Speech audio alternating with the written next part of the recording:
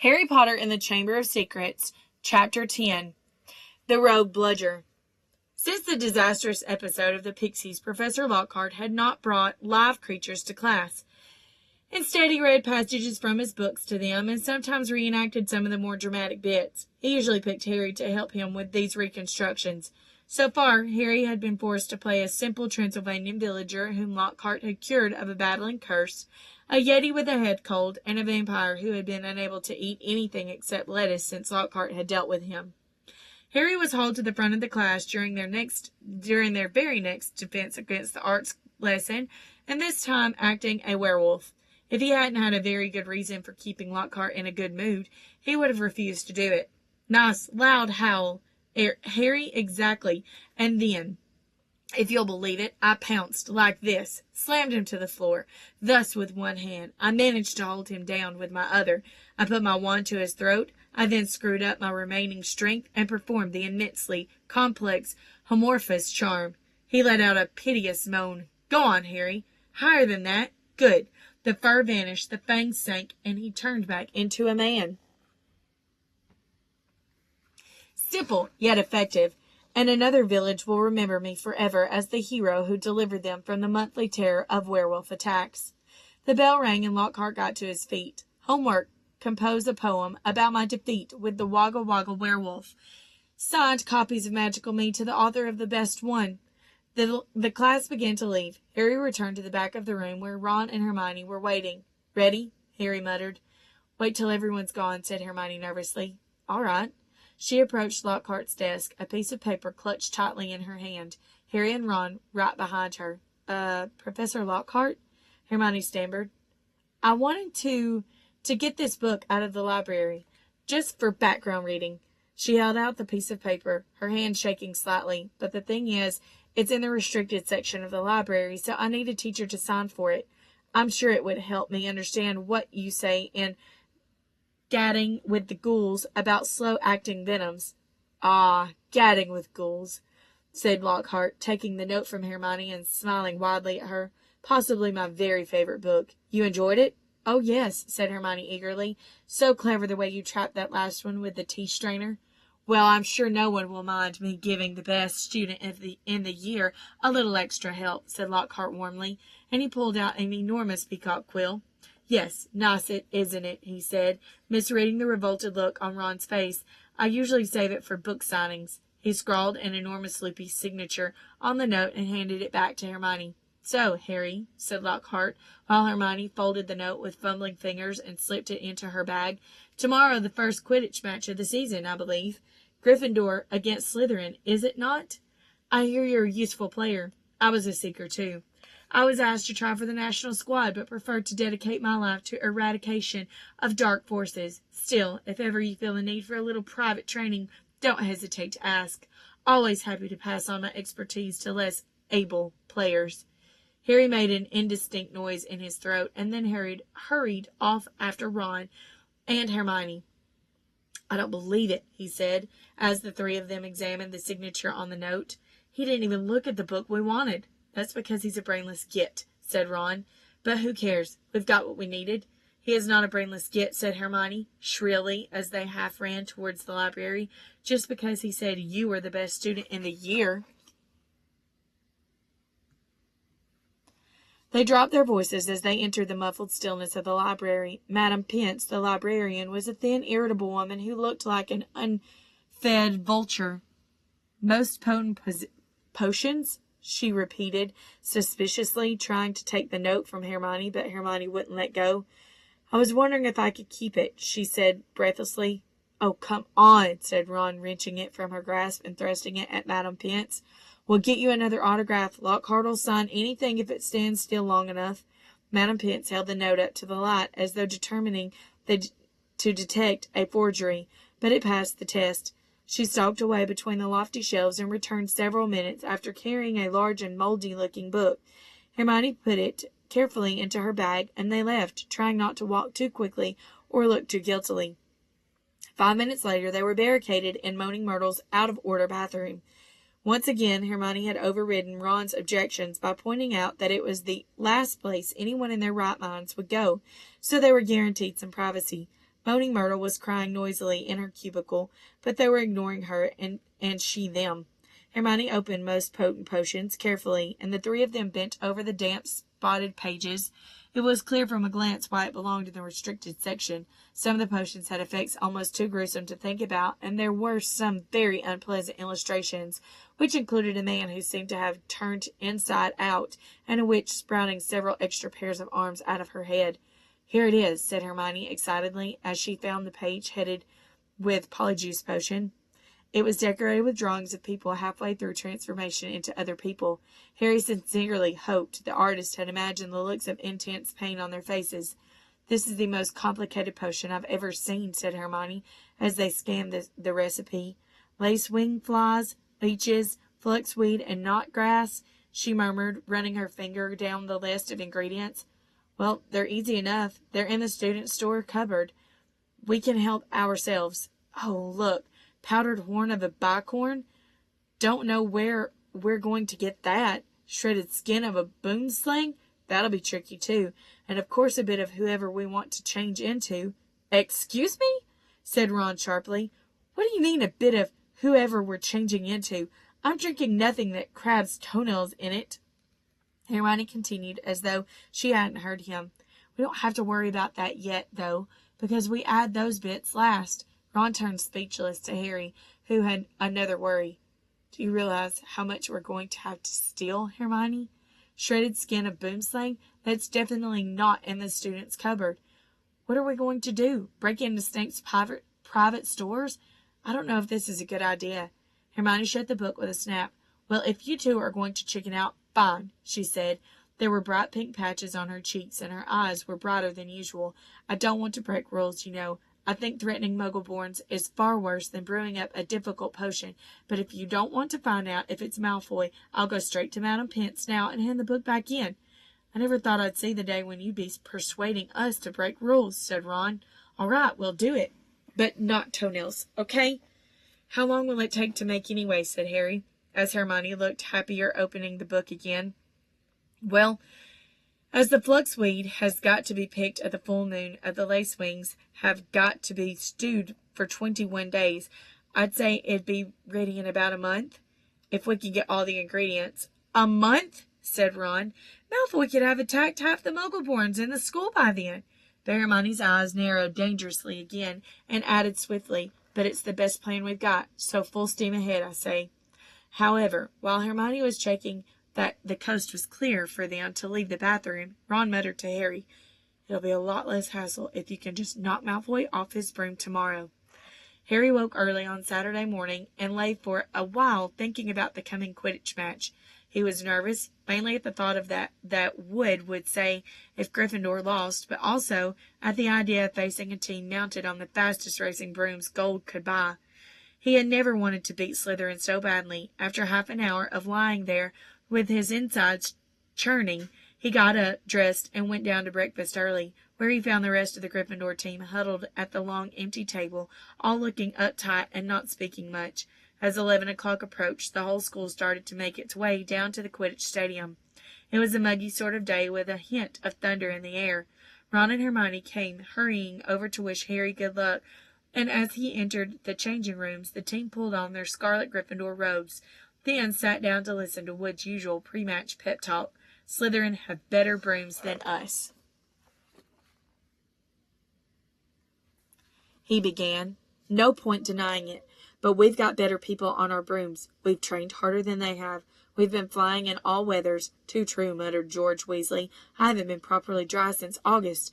And we're going to make them rue the day they let the little bit of slime Malfoy buy his way onto their team." Chest heaving with emotion, Wood hurried to Harry. It'll be down to you, Harry, to show them that a seeker has to have something more than a rich father to get that stitch before Malfoy, or die trying. Harry, because we've got to win today. We've got to." "So no pressure, Harry," said Fred, winking at him. As they walked out onto the pitch, a roar of noise greeted them, mainly cheers, because Ravenclaw and Hufflepuff were anxious to see Slytherin beaten. But the Slytherins in the crowd made their boos, and hissed heard too. Madam Hooch, the Quidditch teacher, asked Flint and Wood to shake hands, which they did, giving each other threatening stares and gripping rather harder than was necessary. "On my whistle," said Madam Hooch. 3, 2, 1. With a roar from the crowd to speed them upwards, the 14 players rose towards the leaden sky. Harry flew higher than any of them, squinting around for the snitch. "All right there, Searhead," yelled Malfoy, shooting underneath him as though to show off the speed of his broom. Harry had no time to reply. At that very moment, a heavy black bludger came pelting towards him. He avoided it so narrowly that he felt it ruffle his hair as it passed. "Close one, Harry," said George, streaking past him with his club in his hand, ready to knock the bludger back towards the Slytherin. Harry saw George give the bludger a powerful whack in the direction of Adrian Pusey, but the bludger changed direction in mid-air and shot straight for Harry again. Harry dropped quickly to avoid it, and George managed to hit it hard towards Malfoy once again. The bludger swerved like a boomerang and shot at Harry's head. Harry put on a burst of speed and zoomed towards the other end of the pitch. He could hear the bludger whistling along behind him. What was going on? Bludgers never concentrated on one player like this. It was their job to try and unseat as many people as possible. Fred Weasley was waiting for the bludger at the other end. Harry ducked as Fred swung at the bludger with all his might. The bludger was knocked off course. "That's done it!" Fred yelled happily, but he was wrong. As though it was magnetically attracted towards Harry, the bludger pelted after him once more, and Harry was forced to fly off at a full speed. It had started to rain, and Harry felt heavy drops fall onto his face, splattering onto his glasses. He didn't have a clue what was going on in the rest of the game until he heard Lee Jordan, who was commenting, say, "Slytherin lead, 60 points to 0. The Slytherin's superior brooms were clearly doing their jobs, and meanwhile the mad bludger was doing all it could to knock Harry out of the air. Fred and George were now flying so close to him on either side that Harry could see nothing at all except their flailing arms, and had no chance to look for the snitch, let alone catch it. "Someone's tampered with this bludger," Fred grunted, swinging his bat with all his might at it as it launched a new attack on Harry. "We need time out," said George, trying to signal to Wood and stop the bludger breaking Harry's nose at the same time. Wood had obviously got the message. Madam Hooch's whistle rang out, and Harry, Fred, and George dived for the ground, still trying to avoid the mad bludger. "What's going on?" said Wood, as the Gryffindor team huddled together while Slytherins in the crowd jeered. "We're being flattened." "Fred, George, where were you when the bludger stopped Angelina scoring?" "We were 25 feet above her, stopping the bludger murdering Harry, Oliver," said George angrily. "Someone's fixed it. It won't leave Harry alone. It hasn't gone for anyone else all game. The Slytherins must have done something to it. But the bludgers have been locked in Madam Hooch's office since our last practice, and there was nothing wrong with them then," said Wood anxiously. Madam Hooch was walking towards them. Over her shoulder, Harry could see the Slytherin team jeering and pointing in his direction. "Listen," said Harry, as she came nearer and nearer.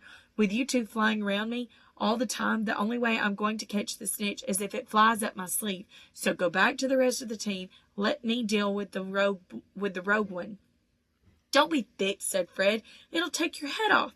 Wood was looking from Harry to the Weasleys. "Oliver, this is mad," said Alicia Spinnet angrily. "You can't let Harry deal with that thing on his own. Let's ask for an inquiry." "If we stop now, we'll have to forfeit the match," said Harry, "and we're not losing to Slytherin just because of a mad bludger." "Come on, Oliver, tell them to leave me alone." "This is all your fault," George said angrily to Wood. "Get the snitch or die trying." What a stupid thing to tell him. Madam Hooch had joined them. "Ready to resume play?" she asked Wood.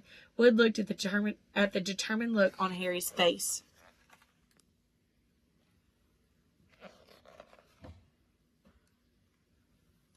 "All right," he said. "Fred, George, you heard Harry. Leave him alone and let him deal with the bludger on his own." The rain was falling more heavily now. On Madam Hooch's whistle, Harry kicked hard into the air and heard the telltale whoosh of the bludger behind him.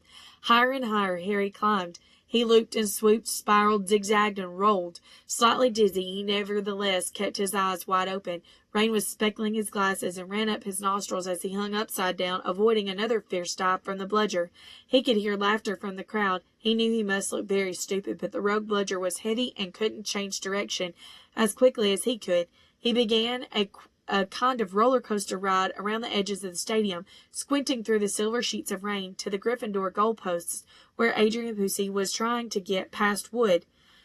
A whistling in Harry's ear told him the bludger had just missed him again. He turned right over and sped on the opposite direction. "Training for the ballet, Potter," yelled Malfoy as Harry was forced to do a stupid kind of twirl in midair to dodge the bludger. Off Harry fled, the bludger trailing a few feet behind him, and then glaring back at Malfoy in hatred. He saw it, the golden snitch. It was hovering inches above Malfoy's left ear, and Malfoy, busy laughing at Harry, hadn't seen it. For an astonishing moment, Harry hung in midair, not daring to speed towards Malfoy in case he looked up and saw the snitch. Wham! He had stayed still a second too long. The bludger had hit him at last, smashing into his elbow, and Harry felt his arm break. Dimly dazed by the searing pain in his arm, he slid sideways on his rain-drenched broom, one knee still crooked over it, his arm dangling useless at his side. The bludger came pelting back for a second attack, this time aiming at his face. Harry swerved out of the way, one idea firmly lodged in his numb brain: get to Malfoy. Through a haze of rain and pain, he dived for a shimmering, sneering face below him and saw his eyes widen with fear. Malfoy thought Harry was attacking him. "What the?" he gasped, careering out of Harry's way. Harry took his remaining hand off his broom and made a wild snatch. He felt his fingers close on the cold snitch, but was now only gripping the broom with his legs, and there was a yell from the crowd below as he headed straight for the ground, trying hard not to pass out. With a splattering thud, he hit the mud and rolled off his broom. His arm was hanging at a very strange angle. Riddled with pain, he heard, as though from a distance, a good deal of whistling and shouting. He focused on the snitch clutched in his good hand. "Aha!" he said vaguely. "We've won." And he fainted. He came round, rain falling on his face. Still lying on the pitch was someone leaning over him. He saw a glitter of teeth. "Oh, no, not you," he moaned. "Doesn't know what he's saying," said Lockhart loudly to the anxious crowd of Gryffindors pressing around him. "Not to worry, Harry. I'm about to fix your arm." "No," said Harry. "I'll keep it like this, thanks." He tried to sit up, but the pain was terrible. He heard a familiar clicking noise nearby. "I don't want a photo of this, Colin," he said loudly. "Lie back, Harry," said Lockhart soothingly. "It's a simple charm. I've used countless of times." "Why can't I just go to the hospital wing?" said Harry through clenched teeth. He should really, Professor," said a muddy Wood, who couldn't help grinning, even though his seeker was injured. "Great capture, Harry. Really spectacular. Your best yet, I'd say." Through the thicket of legs around him, Harry spotted Fred and George Weasley wrestling the rogue bludger into a box. It was still putting up a terrific fight. "Stand back," said Lockhart, who was rolling up his jade green sleeves. "No, don't," said Harry weakly. But Lockhart was twirling his wand, and a second later had directed it straight at Harry's arm. A strange and unpleasant sensation started at Harry's shoulder and spread all the way down to his fingertips. It felt as though his arm was being deflated. He didn't dare look at what was happening. He had shut his eyes, his face turned away from his arm, but his worst fears were realized as the people above him gasped and Colin Creevey began clicking away madly. His arm didn't hurt any more, but nor did it feel remotely like an arm. "Ah," said Lockhart, "yes, well, that can happen sometimes. But the point is, the bones are no longer broken. That's the thing to bear in mind." So Harry just toddled up the hospital wing. Mr. Weasley, Miss Granger, would you escort him? And Madame Pomfrey will be able to, tidy you up a bit." As Harry got to his feet, he felt strangely lopsided. Taking a deep breath, he looked down at his right side. What he saw nearly made him pass out again. Poking out of the end of his robes was what looked like a thick, flesh-colored rubber glove. He tried to move his fingers. Nothing happened. Lockhart hadn't mended Harry's bones. He had removed them. Madame Pomfrey wasn't at all pleased. "You should have come straight to me," she raged, holding up the sad limp remainder of what, half an hour before, had been a working arm. "I can mend bones in a second, but growing them back—" "You will be able to, won't you?" said Harry desperately. "I'll be able to, certainly, but it will be painful," said Madame Pomfrey grimly, throwing Harry a pair of pajamas. "You'll have to stay the night." Hermione waited outside the curtain drawn around Harry's bed while Ron helped him into his pajamas. It took a while to stuff the rubbery, boneless arm into his sleeve. "How can you stick up for Lockhart now, Hermione? Eh?" Ron called through the curtain as he pulled Harry's limp fingers through the cuff. If Harry had wanted deboning, he would have asked. Anyone can make a mistake, said Hermione. And it doesn't hurt any more, does it, Harry? No, said Harry, but it doesn't do anything else either. As he swung himself onto the bed, his arm flapped pointlessly. Hermione and Madame Pomfrey came around the curtain. Madame Pomfrey was holding a large bottle of something labeled Skelgro. You're in for a rough night, she said, pouring out a steaming beaker full and handing it to him. Regrowing bones is a nasty business. So was taking the Skelgro. It burned Harry's mouth and throat as it went down, making him cough and splutter. Still tutting about dangerous sports and inept teachers, Madame Pomfrey retreated, leaving Ron and Hermione to help Harry gulp down some water. We won, though, said Ron, a grin breaking across his face. That was some catch you made. Malfoy's face. He looked ready to kill. I want to know how he fixed that bludger, said Hermione darkly. We can add that to the list of questions we'll ask him when we've taken the polyjuice potion, said Harry, sinking back onto his pillows. I hope it tastes better than this stuff. If it's got bits of Slytherins in it? You've got to be joking, said Ron. The door of the hospital wing burst open at that moment. Filthy and soaking wet, the rest of the Gryffindor team had arrived to see Harry. Unbelievable flying, Harry, said George. I've just seen Marcus Flint yelling at Malfoy. Something about having the snitch on top of his head and not noticing. Malfoy didn't seem too happy. They had brought cakes, sweets, and bottles of pumpkin juice. They gathered around Harry's bed and were just getting started on what promised to be a good party when Madame Pomfrey came storming over, shouting, This boy needs rest. He's got 33 bones to regrow. Out! Out! And Harry was left alone, with nothing to distract him from the stabbing pains in his limp arm. Hours and hours later, Harry woke quite suddenly in the pitch-black darkness and gave a small yelp of pain. His arm now felt full of large splinters. For a second, he thought it was that which had woken him. Then, with a thrill of horror, he realized that someone was sponging his forehead in the dark. Get off! He said loudly, and then, Dobby? The house elf's goggling tennis-ball eyes were peering at Harry through the darkness. A single tear was running down his long pointed nose. Harry Potter came back to school, he whispered miserably. Dobby warned Harry Potter. Ah, sir, why didn't you heed Dobby? Why didn't Harry Potter go back home when he missed the train? Harry heaved himself up on his pillows and pushed Dobby's sponge away. What are you doing here? He said. And how did you know I missed the train? Dobby's lip trembled, and Harry was seized by a sudden suspicion. It was you, he said slowly. You stopped the barrier letting us through. Indeed, yes, sir, said Dobby, nodding his head vigorously, ears flapping. Dobby hid and watched for Harry Potter, and sealed the gateway, and Dobby had to iron his hands afterwards. He showed Harry 10 long bandaged fingers, but Dobby didn't care, sir, for he thought Harry Potter was safe, and never did Dobby dream that Harry Potter would get to the school another way. He was rocking backwards and forwards, shaking his ugly head. Dobby was so shocked when he heard Harry Potter was back at Hogwarts, he let his master's dinner burn. Such a flogging Dobby never had, sir. Harry slumped back onto his pillows. You nearly got Ron and me expelled, he said fiercely. You'd better clear off before my bones come back, Dobby, or I might strangle you. Dobby smiled weakly. Dobby is used to death threats, sir. Dobby gets them 5 times a day at home. He blew his nose on a corner of a filthy pillowcase he wore. He looked so pathetic that Harry felt his anger ebb away in spite of himself.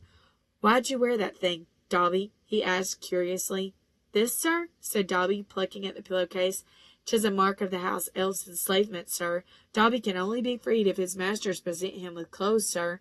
The family is careful not to pass Dobby even a sock, sir, for then he would be free to leave their house forever. Dobby mopped his bulging eyes and said suddenly, Harry Potter must go home. Dobby thought his bludger would be enough to make... Your bludger? Said Harry, anger rising once more. What did you mean, your bludger? You made that bludger try to kill me? Not kill you, sir. Never kill you, said Dobby, shocked. Dobby wants to save Harry Potter's life. Better sent home grievously injured than remain here, sir. Dobby only wanted Harry Potter hurt enough to be sent home. "Oh, is that all?" said Harry angrily. "I don't suppose you're going to tell me why you wanted me sent home in pieces." Ah, if Harry Potter only knew! Dobby groaned, more tears dripping onto his ragged pillowcase. If he knew what he means to us, to the lowly, the enslaved, us dregs of the magical world. Dobby remembers how it was when he who must not be named was at the height of his powers, sir. We house elves were treated like vermin, sir. Oh, of course, Dobby is still treated like that, sir, he admitted, drying his face on the pillowcase. But mostly, sir, life was improved for my kind since you triumphed over he who must not be named. Harry Potter survived the Dark Lord's power was broken, and it was a new dawn, sir. And Harry Potter shone like a beacon of hope for those of us who thought the dark days would never end, sir. And now, at Hogwarts, terrible things are to happen, are perhaps happening already. And Dobby cannot let Harry Potter stay here now. That history is to repeat itself now, that the Chamber of Secrets is open once more. Dobby froze, horror-struck, then grabbed Harry's water jug from his bedside table and cracked it over his own head, toppling out of sight. A second later he crawled back onto the bed, cross-eyed, muttering, "Bad Dobby, very bad Dobby." "So there is a Chamber of Secrets," Harry whispered. "And did you say it's been opened before? Tell me, Dobby." He seized the elf's bony wrist as Dobby's hand inched towards the water jug. "But I'm not Muggle-born. How can I be in danger from the chamber?" "Ah, sir, ask no more of poor Dobby," stammered the elf, his eyes huge in the dark. "Dark deeds are planned in this place, but Harry Potter must not be here when they happen. Go home, Harry Potter, go home." "Harry Potter must not meddle in this, sir. 'Tis too dangerous." "Who is it, Dobby?" Harry said, keeping a firm hold on Dobby's wrist to stop him hitting himself with the water jug again. "Who's opened it? Who opened it last time?" "Dobby can't, sir. Dobby can't. Dobby mustn't tell," squealed the elf. "Go home, Harry Potter, go home." "I'm not going anywhere," said Harry fiercely. "One of my best friends is Muggle-born. She'll be the first in line if the chamber really has been opened." "Harry Potter risks his own life for his friends," moaned Dobby in a kind of miserable ecstasy. "So noble, so valiant, but he must save himself. He must. Harry Potter must not." Dobby suddenly froze, his bat ears quivering. Harry heard it too. There were footsteps coming down the passageway outside. "Dobby must go," breathed the elf. Terrified, there was a loud crack, and Harry's fist was suddenly clenched on thin air. He slumped back into the bed, his eyes on the dark doorway to the hospital wing as the footsteps drew nearer. Next moment, Dumbledore was backing into the dormitory wearing a long woolly dressing gown and a nightcap. He was carrying one end of what looked like a statue. Professor McGonagall appeared a second later carrying his feet. Together they heaved it onto a bed. "Get Madame Pomfrey," whispered Dumbledore, and Professor McGonagall hurried past the end of Harry's bed, out of sight. Harry lay quite still, pretending to be asleep.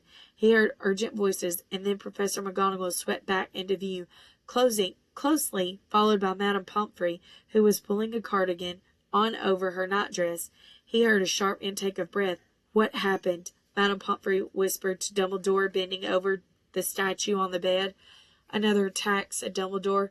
"Minerva found him on the stairs. There was a bunch of grapes next to him," said Professor McGonagall.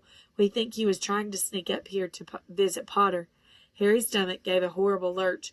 Slowly and carefully he raised himself a few inches so he could look at the statue on the bed. A ray of moonlight lay across its staring face. It was Colin Creevey. His eyes were wide, and his hands were stuck up in front of him, holding his camera. "Petrified?" whispered Madame Pomfrey. "Yes," said Professor McGonagall, "but I shudder to think, if Albus hadn't been on the way downstairs for hot chocolate, who knows what might have happened."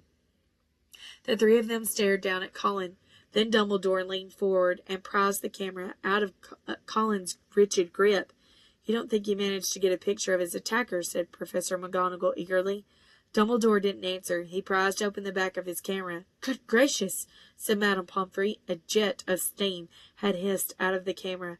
Harry, 3 beds away, caught the acrid smell of burnt plastic. "Melted," said Madame Pomfrey wonderingly. "All melted." "What does this mean, Albus?" Professor McGonagall asked urgently. "It means," said Dumbledore, "that the Chamber of Secrets is indeed open again." Madame Pomfrey clapped a hand to her mouth. Professor McGonagall stared at Dumbledore. "But, Albus, surely—" "Who?" "The question is not who," said Dumbledore, his eyes on Colin. "The question is how." And from what Harry could see of Professor McGonagall's shadowy face, she didn't understand this any better than he did.